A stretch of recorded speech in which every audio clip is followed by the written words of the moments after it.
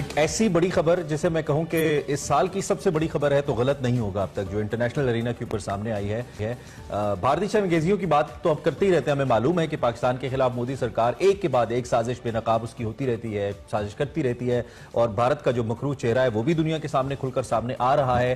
بھارتی وزیر خارجہ ایس جے شنکر کے حوالے سے کل ہم نے اس سازش کا اعتراف آپ کے سامنے رکھا تھا کہ مودی سرکار کی کوششوں کے باعث پاکستان کو ایف اے ٹی ایف کی گرے لسٹ میں برقرار رکھا گیا ہے. دوسری جانب جو بہت بڑی خبر آ رہی ہے وہ بھارت کی جانب سے سائبر جاسوسی کا عالمی نیٹ ورک پکڑا گیا ہے، اور یہ انکشاف اس وقت کسی پاکستانی نیوز پیپر کا نہیں ہے، international news paper Washington post اور دی گارجین کا ہے، جس کے مطابق عالمی میڈیا کے 17 اداروں نے ایک تفتیشی رپورٹ جاری کی اور اس میں انکشاف ہوا ہے کہ مودی سرکار نے اسرائیلی ہیکنگ سافٹ ویئر کی مدد سے، پیگاسس کی مدد سے مختلف جو ممالک ہے اس کے ہائی پروفائل شخصیات سمیت دنیا بھر کے 50,000 افراد کی جاسوسی کی. بالکل، واشنگٹن پوسٹ کے انکشافات کے مطابق بھارت نے وزیر اعظم عمران خان اور کابینہ اراکین کے فون ہیک کر کے کالز اور میسیجز ریکارڈ کیے، اور دشمن کی جانب سے ڈیجیٹل جاسوسی کے توڑ کے لیے پاکستان نے واٹس ایپ طرز کی نئی اپلیکیشن تیار کی جا رہی ہے اور اس حوالے سے اس پہ ورکنگ بھی ہو رہی ہے. ذرائع کے مطابق خصوصی اپلیکیشن میں جو تیاری کا 60% کام مکمل ہو چکا ہے، اور سائبر حملوں سے بچنے کے لیے وزیر اعظم سمیت جو کابینہ اراکین ہیں، سرکاری افسران ہیں، حساس عہدوں پر فائز اہم شخصیات ہیں، یہ خصوصی طور پر یہ اپلیکیشن استعمال کریں گے. آج کل کے جدید دور میں ہم بات کریں تو سائبر حملوں کو کیسے روکا جا سکتا ہے، کیسے محفوظ رہا جا سکتا ہے، اور یہ بہت بڑا سکیم ہے جو سامنے آیا ہے انڈیا کی جانب سے. پر ہم بات کریں گے، عثمان خلجی ہمارے ساتھ موجود ہیں، آئی ٹی ایکسپرٹ، ان کو ویلکم کریں گے. بہت شکریہ عثمان. بہت بڑا سکیم ہے جس طرح سے ہم نے بات کی کہ یہ ایک بھارت کا جو کہہ رہے اتنا بڑا ایک نیٹ ورک پکڑا گیا، اور جس میں ہم بات کریں وزیر اعظم عمران خان سے 50,000 بڑے ہائی پروفائل لوگوں کے حوالے سے. یہ کیا بیسیکلی سافٹ ویئر ہے اور جاسوسی کے لیے کس طرح سے استعمال کیا گیا ہے؟ شکریہ جی، میرا نام اسامہ ہے. اسامہ بالکل، تھینک یو. بالکل، کافی بڑا نیٹ میں نظر آئے. آپ کو اگر یاد ہو 2 سال پہلے بھی خبر آئی تھی NSO سافٹ ویئر جو ہے انڈیا اور دیگر ممالک میں استعمال ہو رہا تھا، NSO کمپنی کا. تو اس سال بھی ہمیں معلوم ہوا کہ پیگاسس سافٹ ویئر ہے. تو اس میں یہ کس طرح کام کرتا ہے؟ اس میں یہ ہوتا ہے کہ آپ کو جو ٹارگیٹ ہوتا ہے ان کو کوئی لنک بھیجا جاتا ہے یا ڈاکیومنٹ بھیجا جاتا ہے، جس میں وہ آپ کو اس طرح لگتا ہے کہ آپ کے کسی جاننے والے کی طرف سے کوئی لنک آ رہا ہے. اور جب آپ اس پہ کلک کرتے ہیں تو پھر آپ کے موبائل فون یا آپ کے کمپیوٹر میں ایک اسپائی ویئر جو ہے موجود ہو جاتا ہے، جو آپ کی جتنی بھی ایکٹیویٹیز ہیں موبائل فون کو اس کو ٹریک کر سکتا ہے. اور یہ ایک گلوبلی بڑا مسئلہ بن چکا ہے کافی سالوں سے، جسے سرویلنس ٹیکنالوجی کہتے ہیں. اور یہ جاسوسی کی ٹیکنالوجیز ہوتی ہیں، مختلف قسم کے مختلف کمپنیاں ان کو بناتی ہیں. ان میں سے ایک NSO گروپ ہے جو اسرائیلی کمپنی ہے جو پیگاسس سافٹ ویئر بناتا ہے. تو ایک بڑا مسئلہ بن چکا ہے کیونکہ کافی حکومتیں نہ صرف دیگر دوسرے حکومتوں کے اہلکاروں کے اوپر جاسوسی کر رہی ہیں اس سرویلنس ٹیکنالوجی کے ساتھ، بلکہ اپنے ملک میں بھی اپنے لوگوں پر بھی کافی زیادہ اس پہ وہ سرویلنس. اچھا، اس طرح بھی ہمیں یہ پتہ چلتا ہے کہ اتنی ملٹی بلین کی جو کہنا چاہیے انڈسٹری ہے آئی ٹی سافٹ ویئرس کی اور آئی ٹی ایپس کی، when we talk about WhatsApp and اس طرح کی دیگر جو ایپس ہیں جو کہ اس حوالے سے کافی کنٹروورسیز کا شکار بھی نہیں پچھلے دنوں میں، خاص طور سے ایپ کی بات کرتے ہیں.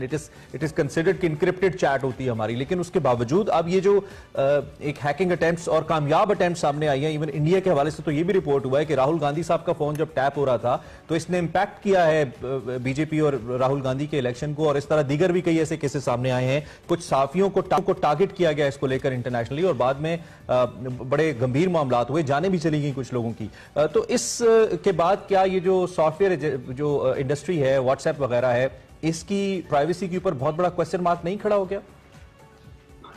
بالکل جی، پچھلا جو بالکل آپ نے درست فرمایا کہ واٹس ایپ پہ ویڈیو کال آپ کو مس ہوتی تھی، اور اس مسڈ ویڈیو کال کے ذریعے جو ہے آپ کے فون میں وائرس آ جاتا تھا. تو اس میں پھر کیا ہوا کہ واٹس ایپ نے پھر NSO کے اوپر کیس کیا کورٹ میں کہ یہ جو ہے اس طرح. تو اس میں تھوڑی یہ سمجھنے کی ضرورت ہے کہ جب آپ کا موبائل فون یا کوئی ایپلیکیشن کا سافٹ ویئر اپڈیٹ ہوتا ہے وہ ایک سیکیورٹی اپڈیٹ ہوتا ہے. اور کیونکہ ہمیں معلوم ہے کہ ٹیکنالوجی اور ایپلیکیشنز اس قسم کی چیزیں کہ ہر मिनट बाय मिनट जो है उसमें एडवांसमेंट आ रही होती है, वो बदल रही होती है। और इसमें अक्सर हैकर्स होते हैं, एथिकल हैकर्स जिन्हें कहा जाता है, जो कोशिश कर रहे होते हैं कि किसी तरीके से कोड को हम ब्रेक करें, और फिर उनको जब मालूम होता है किस तरीके से कोड ब्रेक हो सकता है, हैकिंग हो सकती है, तो फिर एक सॉफ्टवेयर अपडेट आता है उसको स्ट्रॉन्ग करने के लिए। तो इसमें पहली तजवीज यही है कि आप हमेशा अपना सारे सॉफ्टवेयर एप्लीकेशंस को अपडेटेड रखें ताकि आपकी सिक्योरिटी टॉप नॉच रहे। और आपने जिस तरह कहा कि बिल्कुल इसमें एप्लीकेशंस में काफी वल्नरेबिलिटीज भी आती है, जिसकी वजह से आपकी जो है प्राइवेसी और सर्वेलेंस के चांसेस जो है बहुत ज्यादा और रिस्क बढ़ जाता है। लेकिन इसमें मेरे ख्याल से सबसे इम्पोर्टेंट बात ये है, एक मिनट, सबसे इम्पोर्टेंट जो बात है वो ये है कि बैनुल-अक़वामी सतह पे सर्वेलेंस टेक्नोलॉजी के बारे में कोई कवानीन होने चाहिए। जिस तरह हमने यूएन के गाइडलाइंस देखे हैं उसमें एक्सप्रेशन पे होते हैं, स्पीच पे होते हैं, लेकिन सर्वेलेंस और प्राइवेसी पे अभी तक जो है, क्योंकि ये जदीद टेक्नोलॉजीज है, इस पे कोई कवानीन नहीं है। मेरे ख्याल से इसकी जो एक्सपोर्ट होती है, जिस तरह हम देख रहे हैं इजराइल की तरफ से एक्सपोर्ट हो रही है एनएसओ की टेक्नोलॉजी, पेगासस टेक्नोलॉजी, जो सिर्फ हुकूमतें खरीदती हैं, तो इन पे भी कोई कंट्रोल होना चाहिए, ताकि ये नहीं कि कोई भी हुकूमत कोई भी सर्वेलेंस टेक्नोलॉजी खरीद ले और उसको गलत बैलेंस होना चाहिए। अच्छा उसामा, एक सवाल पाकिस्तान के हवाले से, क्योंकि स्टेट लेवल पे एक व्हाट्सएप तर्ज की एप्लीकेशन बनाई जा रही है जिसमें बहुत सारे जो काबीना अरकान है या वजीर आजम है उस एप्लीकेशन का यूजेज होगा और 60% इस पे काम मुकम्मल किया गया है।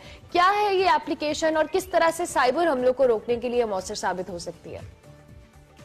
बिल्कुल, देखें अभी मेरे ख्याल से ये बनाने की जरूरत नहीं है, क्योंकि काफी ज्यादा जो है इनक्रिप्टेड मैसेजिंग एप्लीकेशंस ऑलरेडी मौजूद है। एक तो व्हाट्सएप का सबको पता है, लेकिन इसके अलावा एक सिग्नल एप्लीकेशन है जो दुनिया भर में जो है रिकमेंड की जाती है, क्योंकि एक तो इसका ओपन सोर्स टेक्नोलॉजी है, तो कोई भी उसकी सिक्योरिटी चेक कर सकता है, देख सकता है कितनी मैसेज है। इसके अलावा टेलीग्राम भी एक सॉफ्टवेयर है, तो मेरे ख्याल से उसका इस्तेमाल किया जा सकता है। और क्योंकि उसमें जदीद टेक्नोलॉजी में आपको डेडिकेटेड लोग बनाते हैं, तो मेरे ख्याल से हुकूमत को नई एप्लीकेशन बनाने की जरूरत नहीं है। बहरहाल अच्छी बात है कि अगर हमारे लोकली भी एप्लीकेशन बन रही है, उस पर रिसर्च हो रही है, तो ऑब्वियसली इसको काबिल तारीफ है, लेकिन इसमें ये देखना पड़ेगा कि कितनी सिक्योर है और कितनी रिलायबल है, क्योंकि ये ना हो कि हम अपनी बना ले और उसमें हैक्स होना ज्यादा। सही कह रहे हैं आप, मतलब व्हाट्सएप से ज्यादा कितना सिक्योर कर लेंगे हम उसको। Usama, thank you for being with us, बहुत शुक्रिया for joining us early in the morning, और बड़ी कम टाइम में बड़ी मुफस्सिल डिटेल्स आपने हमारे सामने रखी। एक तो ये कि ये स्कैम बहुत बड़ा है और इसमें मेनली जो ममालिक इन्वॉल्व हैं उसमें भारत, रूस का भी नाम आ रहा है, दीगर ममालिक भी, लेकिन भारत का बहुत बड़ा उसमें हिस्सा है। और ऐसा लगता है कि इन प्रैक्टिकल भारत पूरे खित्ते को डिस्टेबलाइज करने के लिए हर किस्म के टूल्स तो यूज करता ही है, लेकिन अब साइबर अटैक्स का भी सहारा लिया है। और ये एक इखलाक से इंतहाई गिरी हुई हरकत है कि पड़ोसी ममालिक और दीगर जो आपके ममालिक हैं और इवन अपने मुल्क के अंदर अपने मुखालिफिन के फोन्स को टैप करने के लिए, उनकी कॉन्फिडेंशियल इंफॉर्मेशन के लिए इतने ज्यादा पैसे लगाए गए। डेफिनेटली इसके ऊपर रूल्स डिफाइन होने चाहिए और कानून साजी सामने आनी चाहिए। बिल्कुल, इसी नोट पर हम ब्रेक लेंगे, ब्रेक के बाद हाजिर होंगे। आप देखते रहिए एक्सप्रेस।